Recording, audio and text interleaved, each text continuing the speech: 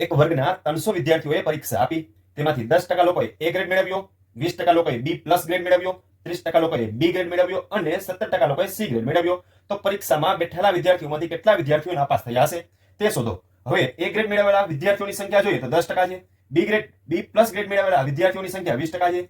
ખાલી B grade મેળવેલા વિદ્યાર્થીઓની સંખ્યા 30% છે અને C ગ્રેડ મેળવેલા વિદ્યાર્થીઓની સંખ્યા 17% છે. તો અહીં કુલ પાસ થયેલા વ્યક્તિઓની સંખ્યા સૌપ્રથમ ગોતી લઈએ, પછી 300 માઇનસ જે સંખ્યા મળે એ નપાસ થયેલા વિદ્યાર્થીઓની સંખ્યા મળશે. તો 300 ના 10% તો 30 થશે, 300 ના 20% 60 થશે, 300 ના 30% 90 થશે, 300 ના 17% 51 થશે.